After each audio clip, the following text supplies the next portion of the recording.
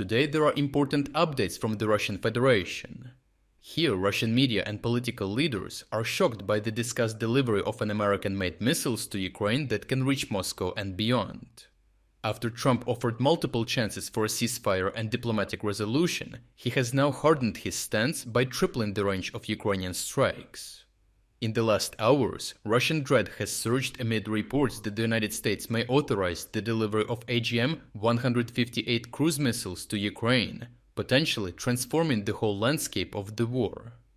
The mere suggestion that Ukraine might soon possess the capability to strike targets up to 1,000 kilometers inside Russian territory has sent shockwaves.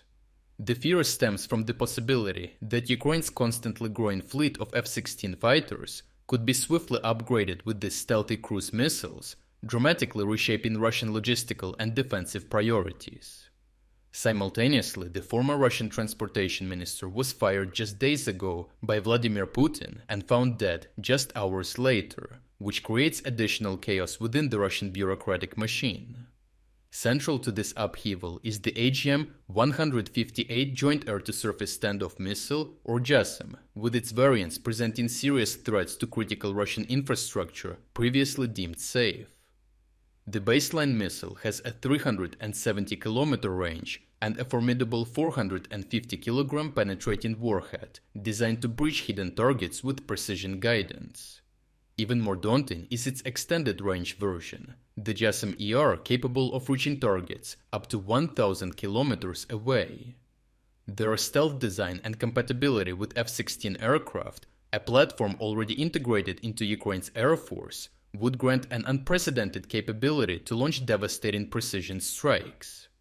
The strategic significance of this range extension is immense.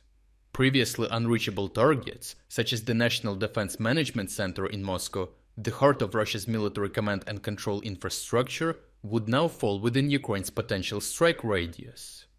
Equally vulnerable would be Russia's southern military district headquarters in Rostov-on-Don, a pivotal command hub coordinating military operations across Ukraine's eastern regions. These targets, especially the center in Moscow, may not be targeted outright, but the mere presence of powerful missiles within Ukraine's arsenal will create an understanding that if Russia continues to target Ukrainian high command centers, they can lose theirs too. Just having such missiles creates a strategic shift in favor of the Ukrainians. Logistics facilities and ammunition depots crucial for sustaining Russia's war effort would likewise become accessible targets, with the Kerch Bridge vital for supplying Russian forces in Crimea and carrying symbolic significance for Putin's regime would be the first high-value one. Similarly, ammunition depots such as the 51st Arsenal near Barsovo, Vladimir Oblast, housing over 264,000 tons of munitions, and the 1060th Logistics Support Center near Bryansk would face serious threats of destruction, severely undermining Russia's frontline operations. These threats extend further to the Egorlikskaya base near Rostov, known to store North Korean supplied munitions used by Russian forces in Ukraine. Crucially, the AGM-158 missiles would allow Ukraine to target Russian air bases well beyond the reach of current capabilities. The Ingles 2 air base, housing Russia's strategic bomber fleet, as well as the Lipetsk air base, essential for training Russia's dwindling pilot reserves, would be directly threatened.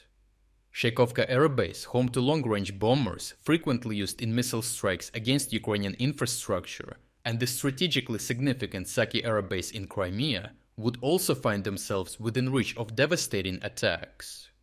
The emergence of this capability demands that Russia fundamentally reconsider its defensive posture. To safeguard deep rear areas, Moscow must redeploy its already strained air defense assets, weakening frontline coverages. Under sanctions and attrition, the replenishment of sophisticated air defense systems like the S-400 has become increasingly challenging. This leaves frontline troops and logistics vulnerable to Ukrainian drones and missile strikes, already intensifying in frequency and effectiveness. Overall, the introduction of AGM-158 missiles would dramatically shift the balance of power, exposing Russia's critical rear infrastructure to unprecedented danger.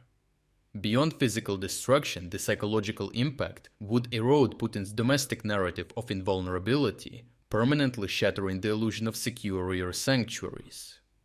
This looming threat alone is reshaping Russia's strategic calculus, and if the delivery becomes a fact, it will offer Ukraine a significant operational advantage, even as a counterbalance measure to protect the country's own key military command centers.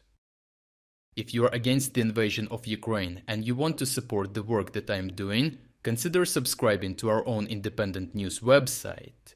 Here you can find our exclusive strategic insights, comprehensive overviews of all fronts, and regular tactical analysis videos. By subscribing, you will not only show your support for this channel, but also help and defend independent journalism. The link to our website is in the description. Thank you for watching this report, and I appreciate everyone who stepped up to join us.